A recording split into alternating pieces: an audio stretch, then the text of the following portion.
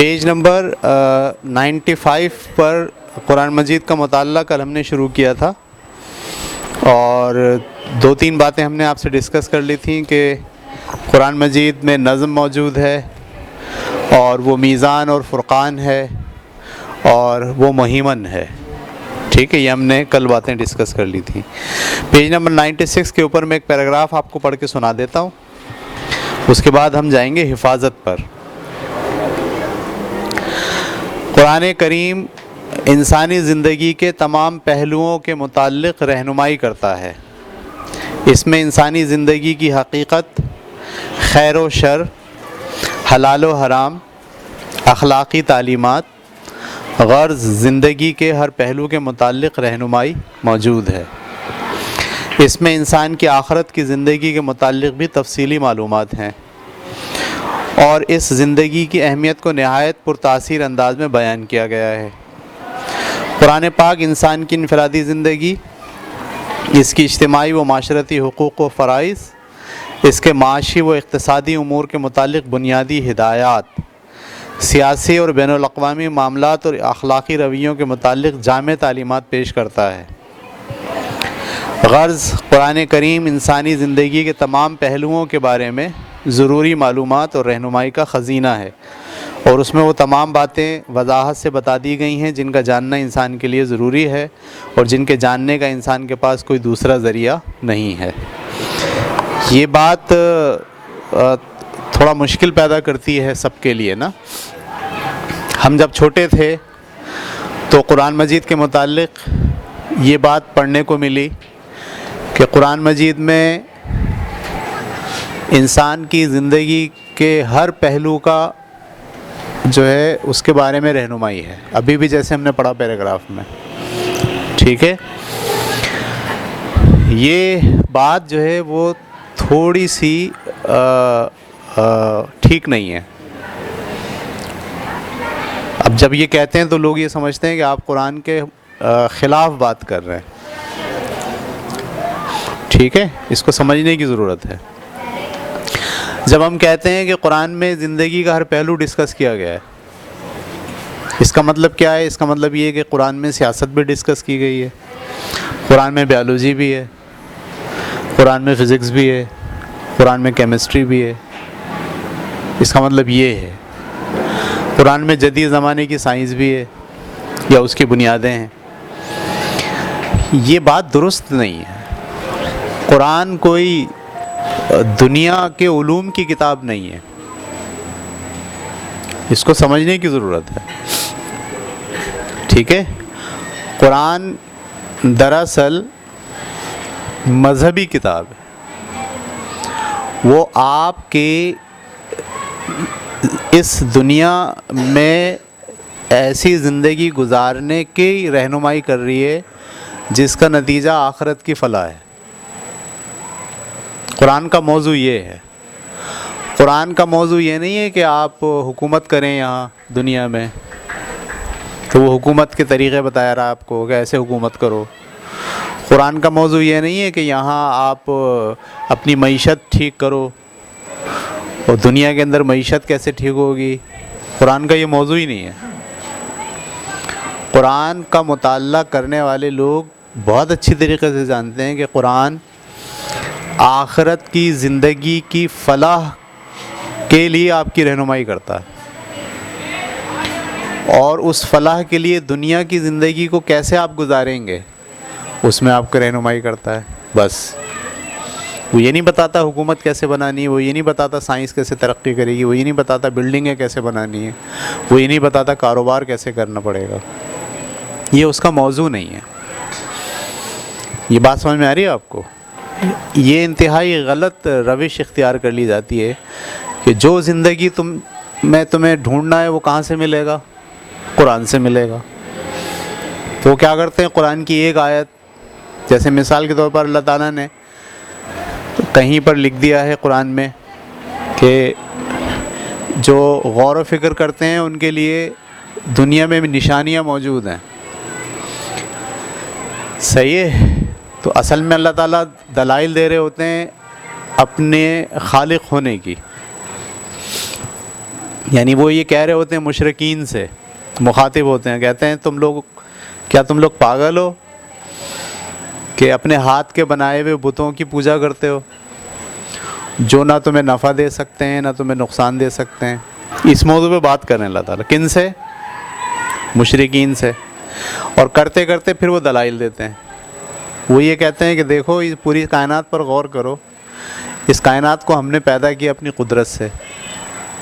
پھر وہ کہتے ہیں ہم نے سارے جانداروں کو پانی سے بنایا، ہم نے بارش کو برسایا، جب بادل آتے ہیں بارش برستی ہے تو زمین جو ہے جو مردہ ہو چکی ہوتی ہے وہ زندہ ہو جاتی ہے، اس میں نئی نئی فصلیں پیدا ہو جاتی ہیں۔ ایک دانے سے جو ہے وہ ہم بہت ساری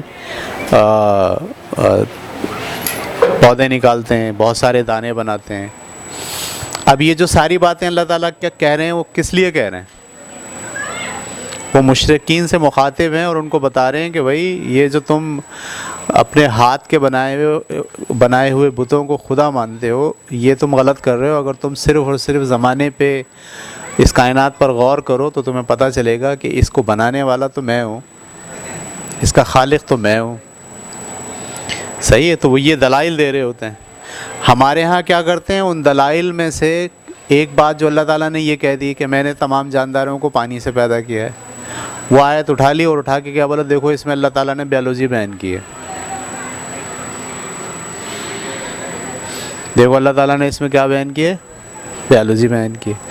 اسی طرح اللہ تعالیٰ دلائل دیتے ہوئے کہہ رہے ہوتے ہیں کہ دیکھو سورج جو ہے وہ وقت میں نکلتا ہے، چاند اپنے مخصوص دائرے میں گردش کر رہا ہے، کبھی ایسا نہیں ہوتا کہ سورج چاند کو پکڑ لے اور چاند سورج کو پکڑ لے، ایسے اللہ تعالیٰ دلائل دے رہے ہوتے ہیں۔ تو ہمارے یہاں لوگ کیا کہتے ہیں، دیکھو یہ والی آیت کس کو بیان کر رہی ہے، فزکس کو بیان کر رہی ہے۔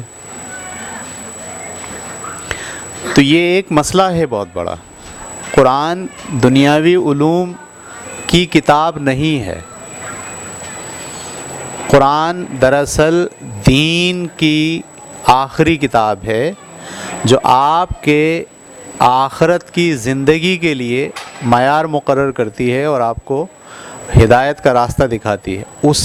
اس آخرت کی زندگی کو بہتر کرنے کے لیے دنیا میں جو کام آپ کو کرنے ہیں اس کی بھی آپ کو رہنمائی کرتی ہے۔ بس وہ کوئی حکمت کی کتاب نہیں ہے، جڑی بوٹیوں اور دواؤں کی کتاب نہیں ہے، کوئی بیالوجی کی بک نہیں ہے، اس میں کوئی معاشیات نہیں سکھائی جا رہی ہے آپ کو، اس کے اندر کوئی بینکنگ کا نظام نہیں بتایا گیا ہے آپ کو۔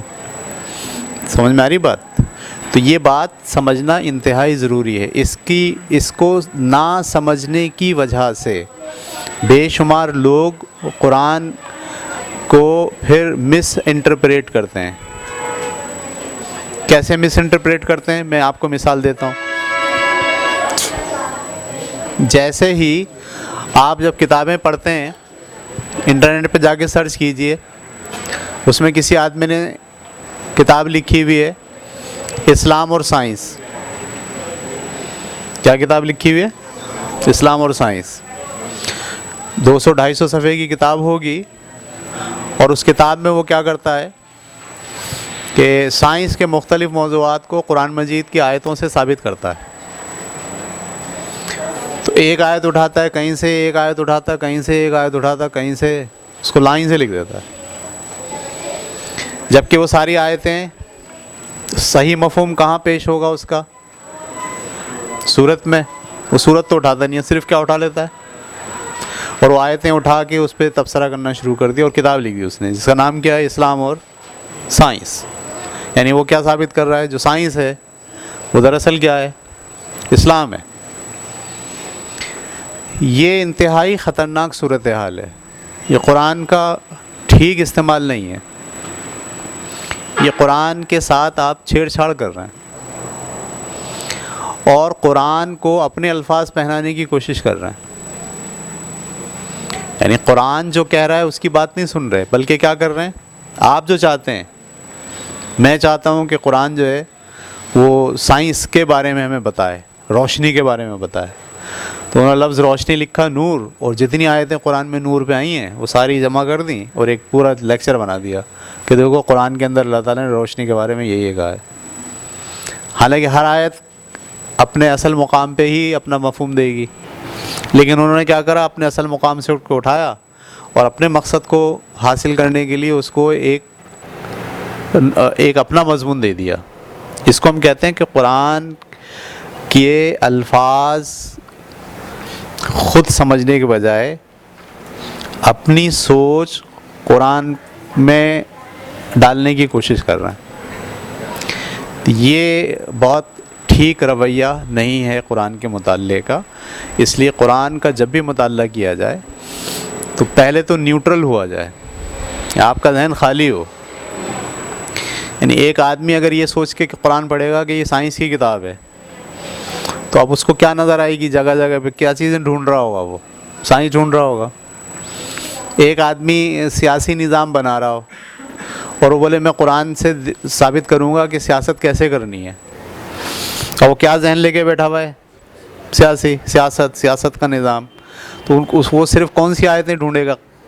سیاست پر مبنی جو آیتیں ہوں گی، ٹھیک ہے۔ تو یہ ایک غلط رویہ ہے کہ آپ اپنے خیالات اور اپنی سوچ قرآن کو دینے کی کوشش کر رہے ہیں۔ نہیں، انسان کی ذمہ داری یہ ہے کہ وہ اپنے ذہن کو خالی کرے اور خالی کر کے بیٹھے قرآن پڑھنے کے لیے اور کہے میرا خالق مجھ سے کچھ کہنا چاہتا ہے، اور میں اپنے خالق کی بات ویسے ہی سمجھوں جیسے کہ وہ کہنا چاہتا ہے۔ سمجھ میں آ رہی بات آپ کو؟ یہ رویہ اگر قرآن پڑھنے سے پہلے ہم اختیار کریں گے تو پھر ہم قرآن کا اصل مدعا، وہ چاہ کیا رہا ہے بولنا، اس کو ہم سمجھ پائیں گے۔ ورنہ کیا ہوگا؟ ورنہ یہ ہوگا کہ ہم جو چاہتے ہیں، سمجھ رہے ہیں آپ؟ ایسے ہی لوگ پڑھتے ہیں قرآن۔ ہم کیا چاہتے ہیں؟ مثال کے طور پر آپ دیکھیے صوفی ازم والے جتنے لوگ ہیں، وہ قرآن سے ہی جو ہے وہ آپ کو آیتیں نکال کے سنا دیں گے جس میں یہ ثابت کریں گے کہ ہمارا صوفی ازم صحیح ہے۔ اسی طریقے سے سیاست دان جب سیاست پہ تقریر کرے گا تو کیا کرے گا؟ قرآن ہی سے 2 آیتیں نکال کے آپ کی تقریر میں شامل کر دے گا۔ بولے گا دیکھو خدا بھی یہی کہہ رہا ہے، میں بھی یہی کہہ رہا ہوں۔ یہ ٹھیک رویہ نہیں ہے۔ صحیح ہے، قرآن کو ویسے ہی پڑھا جائے جیسے کہ اس کا مدعا ہے، جیسا کہ وہ آپ کو بتانا چاہتا ہے۔ اپنی زبان دینے کی کوشش ہم قرآن کو نہ کریں، وہ لیتا بھی نہیں ہے۔ ایک آیت نکال کے آپ بیان کرو گے تو کوئی مسئلہ ہی نہیں ہے، لیکن جب اس آیت کو آپ رکھو گے کہاں پر؟ اس کے مضمون میں، تو وہ آیت فوراً بتا دے گی کہ آپ جو کہہ رہے ہو وہ کچھ اور ہے اور آیت جو کہہ رہی ہے وہ کچھ اور ہے۔ ہمیشہ یاد رکھیں، جب بھی کوئی آدمی کسی ایک آیت کی بنیاد پر تقریر کر دے تو آپ اس کی تقریر کو توجہ سے سن لیجئے کہ اس نے اس آیت کو کیا بیان کیا ہے۔ پھر آپ اس آیت کو اٹھا کے لے جائیے کہاں پر؟ سورت میں، اور پوری سورت کو آپ پڑھ لیجئے۔ آپ کو صاف پتہ چل جائے گا کہ یہ جو آدمی اس آیت کے بارے میں کہہ رہا تھا وہ، اور قرآن خود اس آیت کے بارے میں جو کہہ رہا ہے وہ، دونوں میں زمین آسمان کا فرق ہے۔ اس لیے ہم یہ بات کہنا چھوڑ دیں کہ تمام علوم قرآن سے نکلیں، یہ بات کہنا چھوڑ دیں۔ قرآن میں زندگی کے ہر شعبے کے متعلق رہنمائی ہے، بات کہنا چھوڑ دیں۔ ہر شعبے کے متعلق رہنمائی نہیں ہے، بنیادی اخلاقیات ہیں۔ انسان کی بنیاد موجود ہے کہ اسے دنیا کے اندر کن مقاصد کے لیے بھیجا گیا ہے، اور آخرت کی تیاری کا سامان موجود ہے۔ اصل میں یہ کتاب دین کی کتاب ہے، یہ سائنس کی کتاب نہیں ہے، یہ شہریت کی کتاب نہیں ہے، یہ معاشیات کی کتاب نہیں ہے۔ صحیح ہے، یہ سیاسی نظام پڑھانے کے لیے کتاب نہیں آئی ہے، یہ صرف کیا پڑھانے کے لیے آئی ہے؟ دین کی تکمیل کے لیے آئی ہے۔ اور دین کا موضوع کیا ہے؟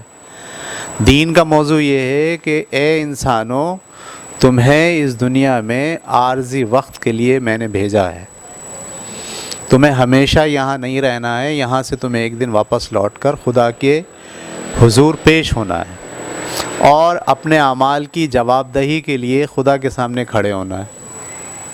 اور جواب دہی کی بنیاد عمل صالح پہ ہوگی۔ جو نیک عمل کرے گا وہ کامیاب ہو کر جنت میں چلا جائے گا، اور جو نیک عمل نہیں کرے گا وہ ناکام ہو کر ہمیشہ کی جہنم میں جائے۔ یہ اس کا موضوع ہے۔ قرآن کا موضوع یہ ہے، قرآن کی پوری دلالت، پورے زور، پورے دلائل، ٹھیک ہے، سب اسی موضوع کے گرد گھومتے ہیں۔ وہ کیمسٹری پڑھانے نہیں آیا آپ کو، وہ فزکس پڑھانے نہیں آیا۔ یہ بات سمجھ میں آ رہی ہے؟ ایسے ہی جس طرح قرآن کے بارے میں آپ کو صحیح رویہ اختیار کرنا ہے کہ یہ کتاب وہ نہیں ہے، اسی طرح محمد صلی اللہ علیہ وسلم کے بارے میں بھی آپ کو صحیح رویہ اختیار کرنا ہے۔ محمد صلی اللہ علیہ وسلم رسول ہیں، اللہ کے پیغمبر ہیں۔ وہ آپ کو تجارت سکھانے نہیں آئے، وہ آپ کو معیشت سکھانے نہیں آئے، وہ آپ کو بینکنگ اور تعلیم اور کیمسٹری فزکس پڑھانے نہیں آئے، وہ آپ کو حکمت سکھانے نہیں آئے۔ ان کو بھیجا کس لیے گیا ہے؟ وہ دین کی تکمیل کے لیے آئے، وہ خدا کے تعارف کے لیے آئے، وہ شریعت کی مکمل کرنے کے لیے آئے۔ ان کا جو موضوع ہے وہ کیا ہے؟ ان کا موضوع ہے کہ انسان اس بات کو مان لے کہ اسے ہمیشہ اس دنیا میں نہیں رہنا بلکہ یہاں سے جانا ہے اور آخرت میں خدا کے سامنے پیش، یہ ان کا بھی یہی موضوع ہے۔ تو ہمارے یہاں یہ جو چل گیا نا ایک سلسلہ، آپ نے دیکھا ہوگا طب نبوی، کیا کتابیں پڑھی ہوں گی آپ نے؟ طب نبوی کا مطلب نبی صلی اللہ علیہ وسلم نے کچھ حکمت اور کچھ دوائیں بتائی ہیں، وہ دوائیں جو ہے نا وہ طب نبوی میں آتی ہیں، بڑی بڑی کتابیں لکھ دی ہیں لوگوں نے۔ اس کا مطلب ہے لوگ کیا ثابت کرنے پہ تلے ہوئے ہیں کہ محمد صلی اللہ علیہ وسلم حکیم تھے۔ اب آپ سوچئے کہ کیا یہ درست رویہ ہے؟ محمد صلی اللہ علیہ وسلم خاتم النبیین ہیں، رسول ہیں، ان کا جو مقام آپ کو بیان کرنا ہے وہ تو رسالت کا اور نبوت کا ہے، اور آپ ان کو کیا بتا رہے ہو؟ حکیم۔ بھائی جس طرح انہوں نے عام زندگی بھی گزاری نا، شادی شدہ زندگی بھی گزاری محمد صلی اللہ علیہ وسلم نے، ان کے بچے بھی ہوئے، ان کے دوست بھی تھے، احباب بھی تھے، تو اس زمانے میں جو جس طرح آج کے زمانے میں آپ کسی گھر میں جا کے بولیں بھائی ہمارے بچے کو نزلہ ہو رہا ہے، تو فوراً کوئی بڑی بوڑھی کیا بولے گی؟ آئے ہائے اس کو ہینگ کھلا دو، ایسے بولے گی، آئے ہائے اس کو فلانی چیز پلا دو، گھٹی پلا دو۔ تو ایسے ہی محمد صلی اللہ علیہ وسلم بھی اپنے دور میں جو اس زمانے کی حکمت تھی، جو زمانے میں ٹوٹکے تھے، آپ نے بھی لوگوں کو بیان کیے۔ تو کیا بیان کرنے سے آپ حکیم ہو گئے؟ کیا آپ نے جو بیان کر دیا ہے وہ حکمت ہو گئی؟ اور کیا آپ دنیا میں حکمت پھیلانے کے لیے آئے تھے؟ یہ رویہ ہمارا درست نہیں ہے، یہ رویہ ہمارا انتہائی غلط ہے۔ مطلب آج بھی ہم کہتے ہیں کہ اگر تمہیں مسئلہ ہے تو کلونجی کھا لو۔ بولا کیوں کلونجی کیوں کھا لو؟ بولو حضور صلی اللہ علیہ وسلم نے بولا ہے کلونجی کھا لو، کلونجی میں ہر بیماری کا علاج ہے۔ شہد کھا لو، اس میں ہر بیماری کا علاج ہے۔ پوچھا کیوں؟ بولا حضور صلی اللہ علیہ وسلم نے بولا ہے۔ بھائی حضور صلی اللہ علیہ وسلم نے اپنے زمانے تک کی حکمت بولی ہے، آج حکمت کہاں ہے؟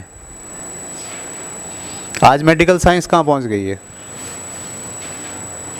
تو انسان اس رویے کو اختیار کرے کہ محمد صلی اللہ علیہ وسلم کوئی حکیم حکمت بانٹنے نہیں آئے تھے، دواؤں کے نام بتانے نہیں آئے تھے اس دنیا میں، بلکہ آپ کا جو مرتبہ ہے وہ رسالت کے منصب پر آپ فائز ہیں، اور آپ جو ہے وہ خاتم النبیین ہیں۔